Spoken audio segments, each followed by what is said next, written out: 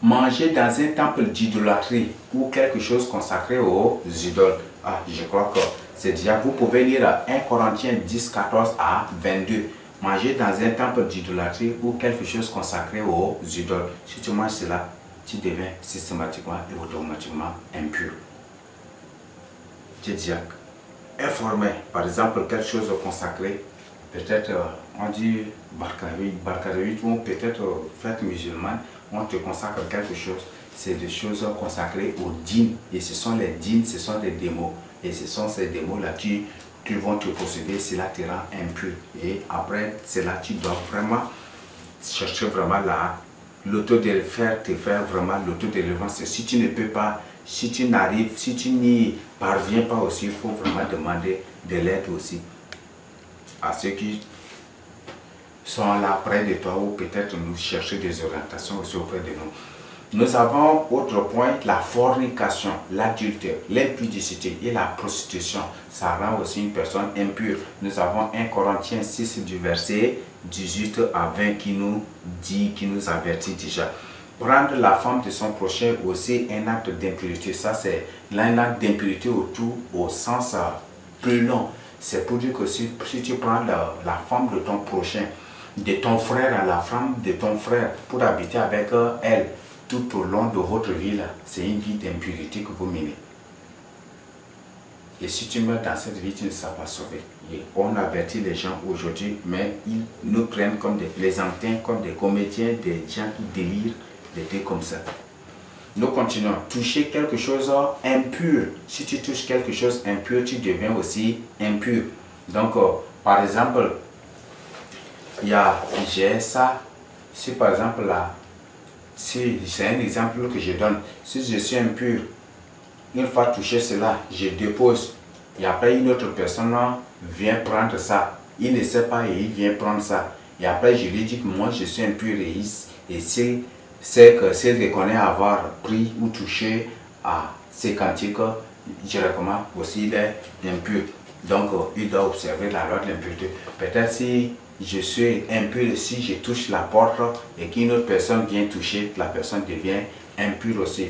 Si je suis impur et que je prends peut-être un taxi et que après une autre personne vient, ou peut-être étant dans le taxi et après à ta grande surprise tu vois qu'il y a une personne impure là, tu deviens aussi automatiquement impur. Mais si tu ne sais pas, il n'y a pas de problème. Parce que l'impurité dont la victime n'est pas consciente, le Seigneur ne condamne pas. Le Seigneur ne condamne pas. Mais dès le moment, dès le temps où tu prendras connaissance de cela, il faut observer directement la loi de l'impurité. Donc je crois que c'est clair déjà. Par exemple, dès le matin, une personne impure vient prendre ça et la personne est portée disparue. La personne est partie. Et c'est à 22h d'abord, la personne est revenue. Alors que moi, je me suis servi de cela jusqu'à 18h et je ne savais pas. Je ne savais pas. Et là, si la personne après même, là, je crois qu'il n'y a pas de problème il n'y a pas de problème. Une impurité dont tu n'as pas connaissance, il n'y a pas de problème. Toute impurité dont la victime n'a pas connaissance, il n'y a pas de problème. Mais si tu prends déjà connaissance, tu dois observer absolument la loi. Donc je crois que c'est déjà clair, c'est déjà clair à ce niveau. Donc toute chose impure que tu touches, ça te rend impur aussi. Si une personne est impure et que tu la touches, tu deviens impur. Si une personne impure touche quelque chose et que tu touches, peut-être la personne est sur son lit et tu viens toucher son lit, tu deviens aussi impur. Peut-être la personne a déposé sa jarre, tu viens toucher sur sa jarre, tu deviens impur. La personne peut-être est partie toucher son frigo, tu viens aussi ouvrir, tu deviens impur. La personne a fait ceci, tu viens toucher, ça te rend aussi. Ou peut-être toucher, ou peut-être faire, ça te rend aussi impur. Je crois que c'est déjà clair. Peut-être la personne est assise sur la natte, tu viens t'asseoir aussi, ça te rend impur. Je crois qu'il y a beaucoup d'autres choses que je ne peux pas tout prendre le temps pour vous expliquer, mais sur ça, ça vous fait comprendre de quoi il s'agit déjà. Donc pour cela, vous pouvez, pour ça, vous allez, si vous lisez Lévitique 15 du verset 4 à 12, du verset 20 à 23, vous allez découvrir. Et vous pouvez vous lisez aussi ou méditer Lévitique 5, le verset 2 et Nombre 19, le verset 22. Donc si tu touches quelque chose impur, tu deviens aussi impur. Si par exemple, c'est une souris qui est déjà morte et ça s'est déchissé et que après tu prends aussi, tu deviens impur. Et si peut-être en marchant, par inadvertance, tu as piétiné un crapaud mort, tu deviens aussi mort, ou un crapaud ou une grenouille écrasée, toi aussi tu deviens impur. Et si un impur crache sur toi, tu deviens aussi impur. Nous continuons. Recevoir le crachat d'une personne impure, c'est ça même. Donc, recevoir le crachat d'une personne impure. Donc, une personne impure peut être un lépreux, peut être une personne qui a contracté la pollution nocturne, et ça peut être une femme qui vient d'accoucher, ça peut être une femme frappée par la menstruation, ou ça peut être différent, une personne qui a consommé quelque chose d'impur. Et si cette personne crache sur toi, ça te rend aussi impur. Et je voudrais que vous retenez ça, que chaque point, parce que c'est chaque point qui est numérique, je voudrais que vous retenez bien. Donc vous allez trouver ça dans Lévitique 15, verset 8. Si vous lisez, vous allez découvrir. Manger un animal pur mort. Donc si tu manges, c'est un animal pur. Par exemple, on prend une chèvre, ou on prend un mouton, on prend un bélier, ou on prend un veau, ou on prend un bœuf, ou on prend une gazelle. Ce sont des animaux purs, n'est-ce pas? Et si par exemple, si par exemple l'animal pur meurt et que tu prends pour manger, et là je crois qu'il y a tous les risques là, parce qu'en mangeant, selon ce que le concept, selon ce que Timam a révélé, ça va te faire posséder. Ça va te faire posséder. Mais si tu manges cet animal mort, tu deviens aussi impur. Tu deviens aussi impur. Donc vous allez trouver ça dans Deutéronome 14, le verset 21. Manger un animal déchiré est strictement interdit et condamné. Je crois que manger, consommer un animal déchiré, c'est interdit. Vous allez trouver ça dans Lévitique 11. Je vous invite à méditer sur minutieusement et je vous invite aussi à lire Deutéronome 14, verset 2 à 21 pour bien comprendre. Donc, manger un animal déchiré, un animal que peut-être a été dévoré par des animaux prédateurs et puis les morceaux sont restés, tu viens pour ça, le Seigneur condamne. Là, tu n'as pas le droit. Peut-être tu as attaché ta chèvre et puis il est venu, il a arraché une partie, il est parti et puis l'autre est resté. Comme tu dis, bon, c'est ma chèvre pour compenser mes souffrances, je dois manger aussi le reste, ça, le Seigneur a condamné strictement cela. Nous continuons. L'ordre du Seigneur Jésus-Christ, je crois que ces points, nous avons c'est déjà fini. Donc, voilà ce que je tiens à partager avec nous sur l'impurité, c'est ce qui nous rend impurs. Donc, maintenant, nous allons voir les derniers points pour clore. Nous allons voir les derniers points pour clore. Donc voilà, ce sont des choses qui nous rendent impurs et j'ai donné les points sur point. Donc je tiens c'est jusqu'au point V, non? Donc jusqu'au point V. Donc je tiens vraiment à ce que vous repreniez cet enseignement pour bien comprendre. Une fois fini de lire, une fois fini de suivre, reprenez encore, ça va beaucoup vous aider. Et il y a beaucoup d'autres points. Si par exemple en lisant les textes, si ça vous échappe aussi, ou si vous ne comprenez pas, je vous invite à chercher la face du Seigneur Jésus-Christ. Vous demandez à l'Esprit Saint de vous faire comprendre. Et si ça vous semble toujours flou aussi, n'oubliez pas de nous faire signe aussi. Et par la prière, selon l'orientation du Saint-Esprit, on va vous orienter. On va vous communiquer la volonté du Saint-Esprit. Maintenant, nous allons voir le point 5. L'ordre du Seigneur Jésus-Christ que j'ai reçu pour vous avertir. Vous les connaisseurs, les érudits, les savants et les correcteurs de Dieu. Oui, beaucoup de gens qui se font des correcteurs, des gens qui corrigent des gens qui corrigent Dieu. Toi, Dieu, tu as dit ici comme ça, pourquoi ici tu dis différent, pourquoi ici? Non, non, non, ça doit être ça. Il y a des gens qui corrigent même Dieu. Donc, vous qui corrigez Dieu, vous faites des grands érudits, des grands connaisseurs, des grands savants de la parole de Dieu, selon l'ordre que j'ai reçu du Seigneur, que je tiens à partager avec vous pour vous avertir.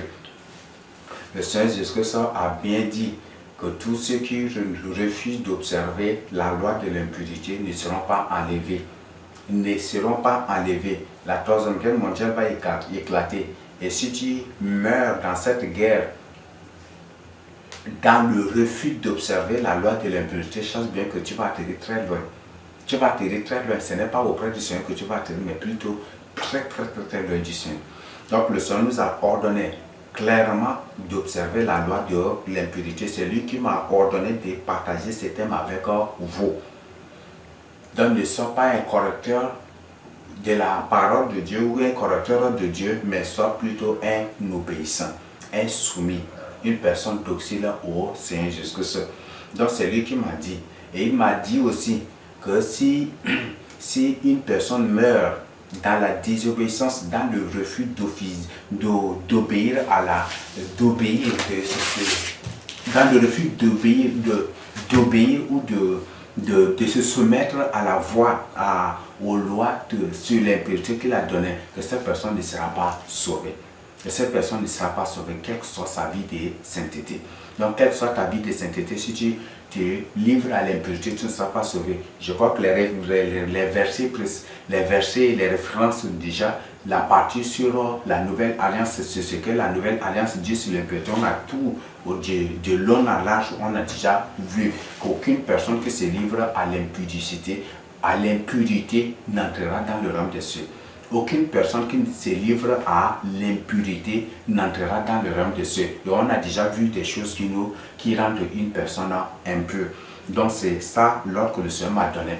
Donc si tu te vois toujours expert de Dieu ou expert correcteur de Dieu aussi, c'est ta liberté, mais toi tu es déjà averti. Donc quelle soit ta vie de sainteté, si tu n'observes pas la loi de l'impurité, tu ne seras pas sauvé. Et s'il survient l'enlèvement, tu ne seras pas aussi enlevé. Donc c'est ce que je tiens à partager avec vous. Il y a aussi une bonne nouvelle aussi, ce que nous allons découvrir aussi par la suite.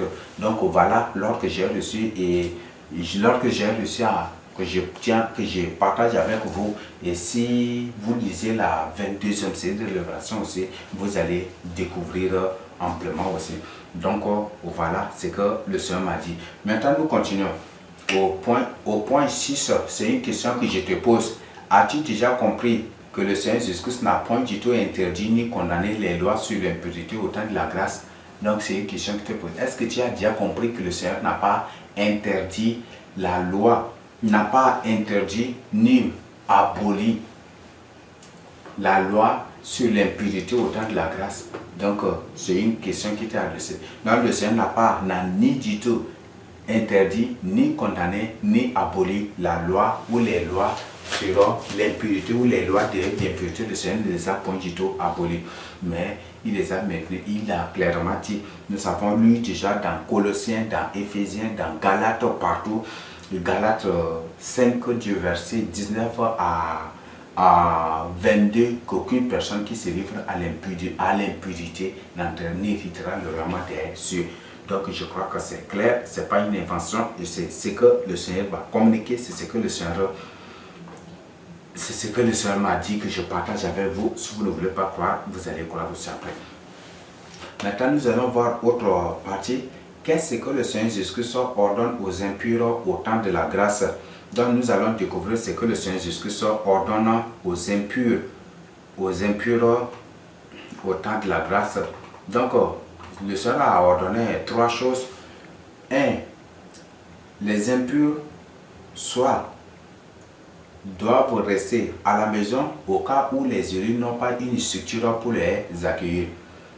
Donc si les élus n'ont pas une structure, si au sein de l'église, s'il n'y a pas une maison ou une structure bien aménagée pour eux particulièrement, exceptionnellement, s'il n'y a pas cette structure, ils doivent rester à la maison que d'aller souiller la maison de Dieu.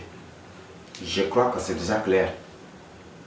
Si tu es impur, peut-être que tes frères sont en train de prier dans la même maison ou dans la même chambre ou dans le lieu où ils se tiennent pour prier. Si toi tu entres là, tu as souillé déjà le lieu. Et c'est difficile. Tu as déjà souillé. C'est pour éviter cela. Le Seigneur dit que vous devez sanctifier le camp. Vous ne devez laisser, vous ne devez y laisser aucune souillure. Parce que moi, l'Éternel, je suis dans le camp. Et si vous faites cela, je vais vous abandonner. Et ce sont vos ennemis qui vont vous envahir. Donc, le Seigneur a bien dit déjà. Donc, si tu es impur, si tu es impur et que tu es un vrai enfant de Dieu, un vrai élu qui cherche le salut de son âme, et qu'il n'y a pas une structure ou un lieu bien aménagé pour y accueillir les impurs, tu dois rester à la maison. Et là, je tiens carrément à partager avec vous, si tu es sorcier et que tu es impur et que tu pars, tu crées cela comme une stratégie, tu perds ton temps. Là, le Seigneur ne va même pas. Là, jamais du tout, tu ne pourras même pas. Là, c'est ce que je tiens d'abord à partager avec toi.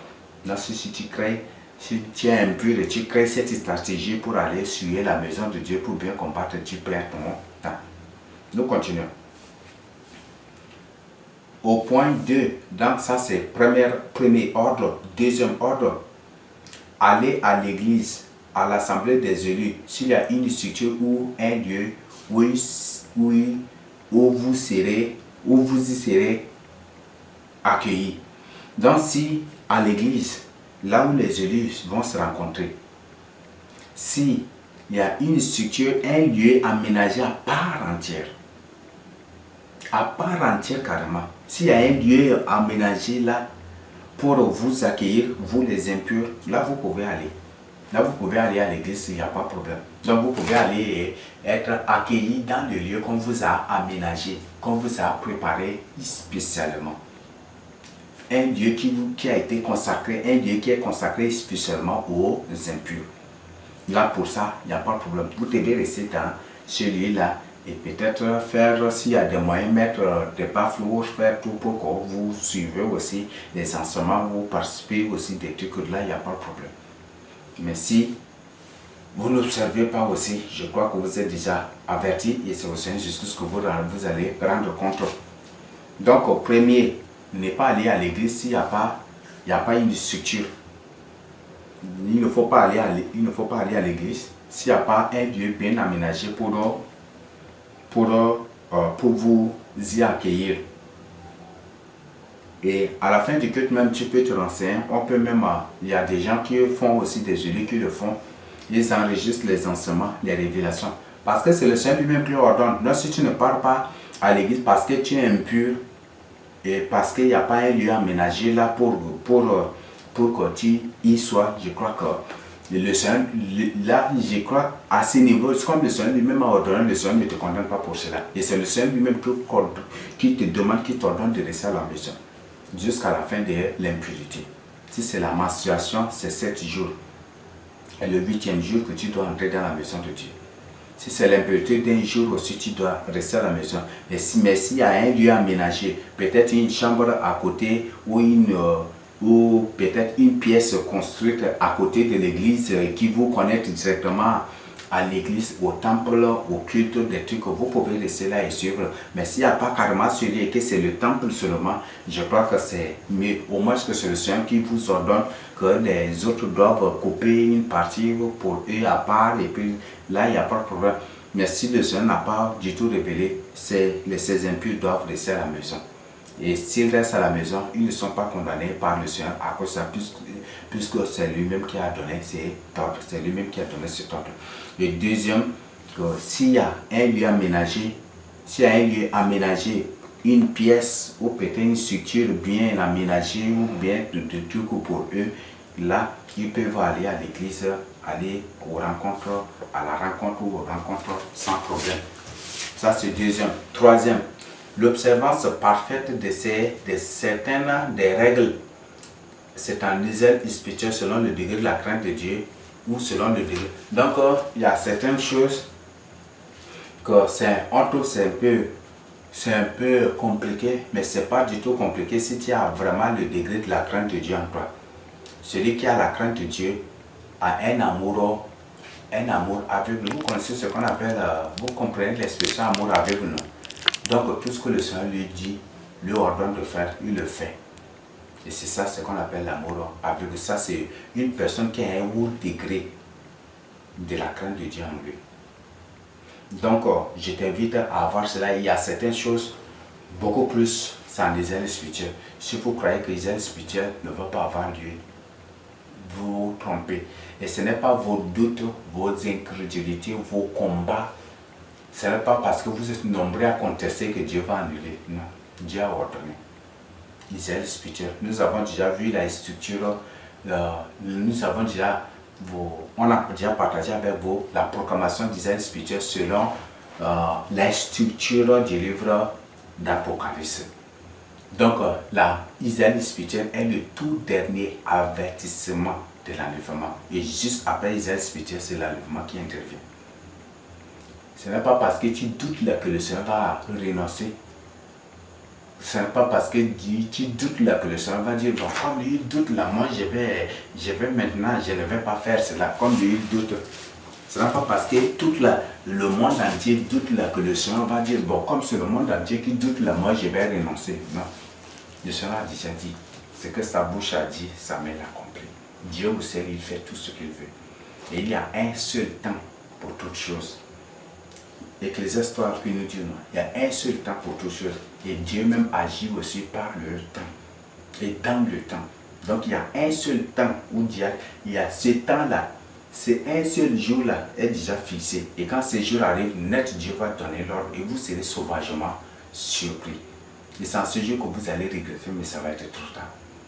Donc si vous ne croyez pas à l'existence, à l'établissement ou à la proclamation des ailes spirituelles, vous allez être sauvagement surpris. Je crois que j'ai déjà partagé ces choses avec vous.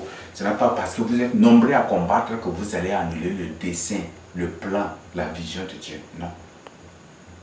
Donc, tout ce que vous faites, ce sont des tâtonnements, ce sont des choses qui ne vont jamais du tout vous aider. Et ne dites pas que c'est en combattant beaucoup là que vous allez empêcher des âmes d'y aller ou que vous non. Plus vous combattez, plus la nouvelle se répand et plus les âmes sont averties. Ne dites que pas parce que vous combattez beaucoup, que c'est en combattant fortement la discernement spirituelle ne va pas avoir lieu, vous allez barricader, vous allez empêcher. Les Jésusiens ont tout fait. Mais les enfants d'Israël étaient sortis de l'Égypte pour partir en Israël. Je crois que c'est clair déjà. Donc tout ce que vous faites, quel soit ce que vous décidez, quel soit ce que vous faites, ce que le Seigneur a prédestiné pour les ailes spirituelles, ils iront. Ils font partir en Israël spirituel. Quel soit ce que vous ferez.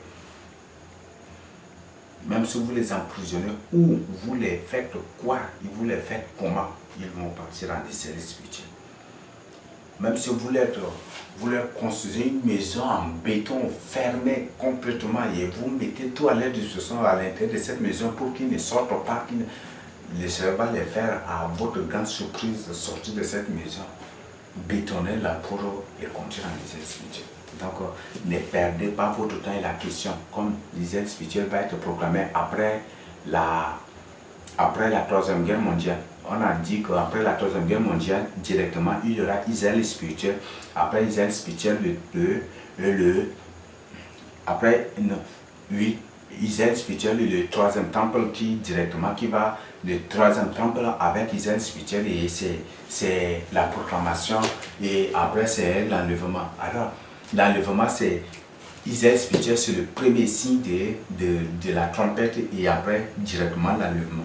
Mais la question que je te pose, j'ai à te poser, est-ce que tu es sûr que tu vas sortir vivant de la Troisième Guerre mondiale? Aujourd'hui, tu déploies tous les moyens pour empêcher, pour combattre, mais est-ce que tu es sûr que tu vas sortir vivant de la Troisième Guerre mondiale? Quand je vais vous présenter le terme sur le salut moderne, vous allez voir que ces gens seront exterminés par Dieu. Vous savez, avant que Dieu n'établisse David roi en Israël, qu'est-ce qu'il a fait? Il a détruit Saül, non, avec tous ceux qui l'ont suivi. Il s'est tout détruit, balayé carrément. Et c'était une guerre terrible qu'Israël avait connue. C'est la plus terrible des guerres qu'Israël avait connue. Israël était dispersé comme ça. Et cette guerre-là, c'est aussi le prototype de guerre qui va de la Troisième Guerre mondiale. Et ces gens vont être suivis. Donc on a un Saül, ce Saül moderne d'aujourd'hui, c'est typiquement aussi l'œuvre de... On voit même, c'est plus ou moins les choses de Saül que l'Antichrist va faire. L'Antichrist va ériger ses monuments partout. Saül a érigé son monument. L'Antichrist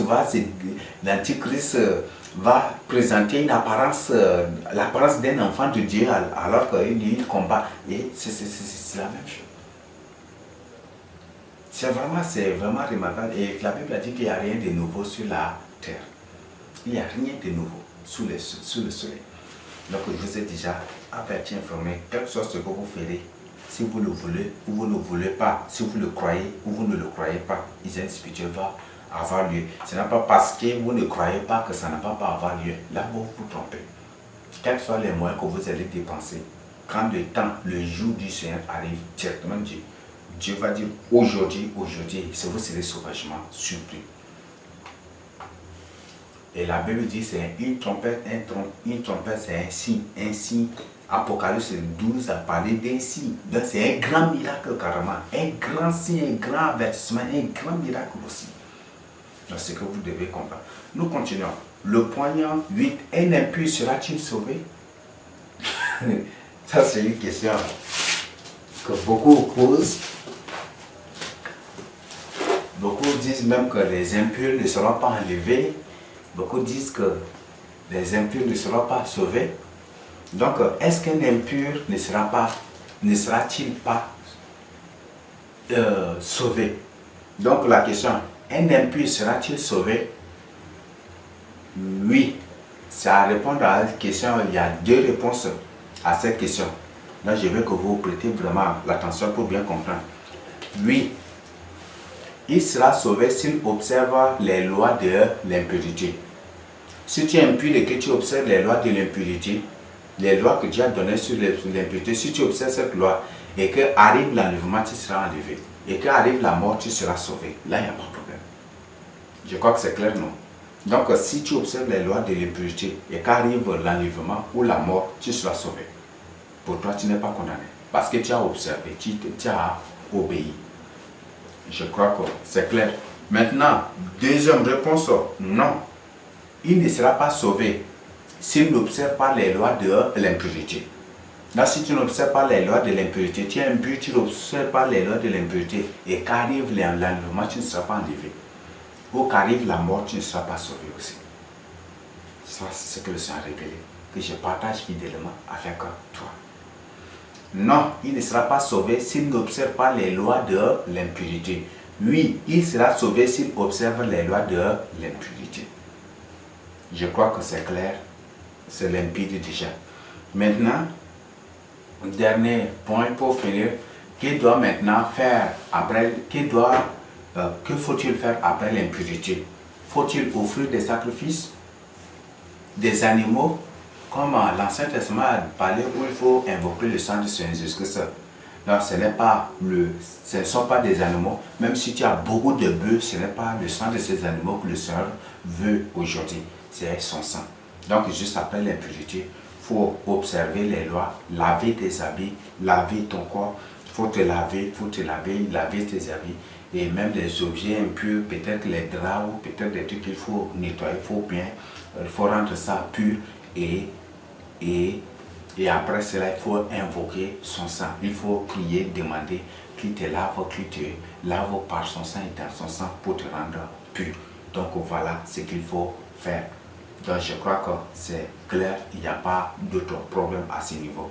Donc voilà le thème que le Seigneur m'a ordonné d'exposer sur l'impudicité. Et voilà l'enseignement aussi, c'est que l'Esprit m'a orienté, l'Esprit m'a orienté de partager avec vous. Donc, je crois, il m'a orienté et communiqué aussi de partager avec vous. Donc, sont là ces choses. Je crois que je suis fidèle, je crois que je suis clair, je crois que je suis limpide, il n'y a pas d'autre chose. Peut-être si tu ne veux pas croire, c'est que toi, tu as refusé de croire. Mais tout est clair déjà. Aucun impur n'héritera le royaume des cieux. Donc je reviens au texte suivant pour nous rappeler encore. Galates 5, 19 à 21. Aucun impur, aucun cupide, aucun ceci, aucun anime, aucune personne se livre à l'inimitié, à l'impudicité, aux querelles, aux animosités. Aucune de ces personnes-là n'entrera dans le royaume des cieux. Aucune personne qui se livre à l'impurité n'entrera dans le royaume des cieux. Donc dans Galates 5, 19 à 21, si vous lisez, vous allez découvrir. Dans 2 Corinthiens 10, 20 à 21, si vous lisez, vous allez découvrir que Paul lui-même dit qu'il condamne l'impurité, il ne veut pas rencontrer l'impurité, ni l'impudicité, ni la dissolution à son arrivée à Corinthe. Et il craint de rencontrer ces choses. Nous avons lu tant d'autres versets dans Éphésiens 5, 3 à 9, nous avons vu que les impurs, se livrer à l'impurité, attirent la colère de Dieu et aucune de ces personnes ne sera sauvée. Dans Éphésiens 4, 18 à 20, à 18 à 19, nous avons vu aussi que l'impurité conduit plutôt à la colère de Dieu. Aucun impur, aucune personne qui se livre à l'impurité ne sera sauvée. Nous avons lu beaucoup, Colossiens 3, 5 à 7, nous avons lu aussi. Et quand nous avons lu, nous avons trouvé qu'aucune personne qui se livre à l'impudicité et à la cupidité, ni à la cupidité ne sera sauvé. Nous avons lu ces références, même Romains 6, 19 à 22. Il y a tant d'autres références que je voudrais partager avec vous, mais entasser ou vous présenter les tons de versets, c'est pas vraiment nécessaire. C'est pour ça que j'ai trouvé, c'est pour ça que j'ai pris les références nécessaires et indispensables pour partager avec vous, ou c'est quelques références pour partager avec vous, mais il y a beaucoup d'autres références qui parlent de cela. Il y a beaucoup d'autres choses. Donc l'impureté conduit bel et bien en enfer. L'impurité, si tu te livres à l'impurité, chasse bien que ta fin c'est l'enfer. Si tu te livres à l'impurité, si tu n'observes pas les lois de l'impurité, les lois sur l'impurité, ta fin c'est l'enfer. Si tu n'observes pas cela, le Seigneur dit que tu ne seras pas enlevé et tu ne seras pas sauvé, et que ça fait partie de ces lois et qu'il n'a pas condamné cela. C'est l'ordre que j'ai reçu du Seigneur. J'ai partagé fidèlement avec toi. Tu es déjà informé. Si tu dis peut-être comme tout cela, c'est Paul même a déjà défendu, a condamné toutes ces choses. Si tu dis Pierre a dit, ou Jacques a dit, ou peut-être Jean a dit, ou Jude a dit, je crois que c'est toi-même, mais chasse bien que c'est la fin de cela. La fin de cela, c'est l'enfer. Parce que tous ceux qui vivent dans l'impunité ont pour fin l'enfer. Je crois que tu es déjà informé et averti. Prends une décision pour ton salut. Ne sois plus incrédule. Le Seigneur dit, si vous écoutez, aujourd'hui sa voix n'endurcit plus votre cœur. Si le Seigneur vous ordonne de faire quelque chose aujourd'hui, ne reportez pas pour demain. Et pour vous qui suivez ceux-là qui disent que non, la grâce abolit les lois de l'impurité, la grâce abolit l'impurité. Si vous dites, toute cette référence, j'ai tiré de la nouvelle alliance. Donc, si vous suivez ces gens-là qui disent que la grâce a aboli la loi de l'impurité, où ce n'est pas par les œuvres, ce n'est pas l'extérieur que Dieu voit. Chasse bien. Si tu suis ces gens-là, le Seigneur t'a ordonné de quitter ces gens-là. Quitte-les. Quitte-les, ce sont des loups ravisseurs. Ce sont des gens qui sont déjà dissous. Des gens qui vivent dans la dissolution. Des gens qui sont déjà dissous. Des gens qui sont en d'autres termes morts déjà devant le Seigneur. Des gens que le Seigneur cherche même ne les trouve plus. Donc ce sont plus des gens qui vivent dans la crainte. Ce ne sont plus des gens qui ont la vie en eux. Ce ne sont plus des gens qui ont la parole de Dieu en eux. Ce sont des loups ravisseurs. Beaucoup de ces gens sont des démons. J'ai été sauvagement surpris qu'un évangéliste parlait, il critiquait des trucs comme ça. Et quand j'avais suivi son truc là, moi je croyais que peut-être c'est un catholique. Ça va être un évangéliste catholique. Mais comme les catholiques évangélisent beaucoup, là, moi je croyais que c'est un catholique qui parlait.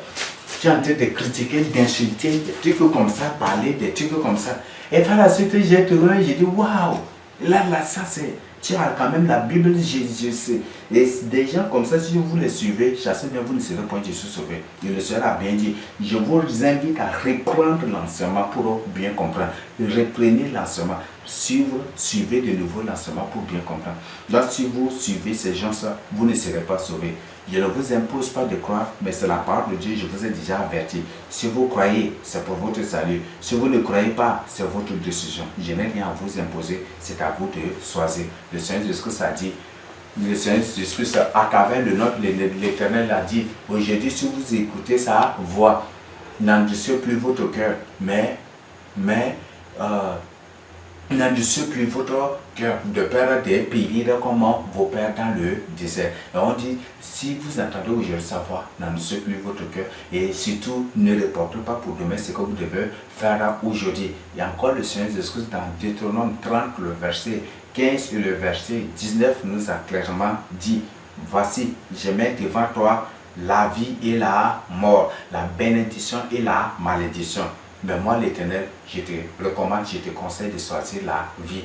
Donc, le but de cela, c'est pour ton salut. Moi aussi, je te conseille, au nom de Seigneur Jésus-Christ, de choisir la vie. Observe la loi de l'impurité. Observe la loi sur l'impurité pour ton salut. Car le Seigneur a clairement dit que tous ceux qui n'observent pas la loi de l'impurité, tous ceux qui se livrent à l'impurité, ne seront point du tout sauvés et n'hériteront point du tout le royaume des cieux. Et ces gens, c'est pour nous faire comprendre que ces gens qui sont morts dans l'impurité, qui sont morts dans la désobéissance à l'observance, à l'obéissance, à la soumission aux lois de l'impureté, ces gens qui sont morts sont déjà en enfer. Donc ce n'est pas encore trop tard, c'est le jour de prendre une décision. Donc dans l'ignorance, beaucoup de gens sont morts dans ces cieux. Aujourd'hui, le Seigneur a décidé de nous ouvrir les yeux. Donc c'est pour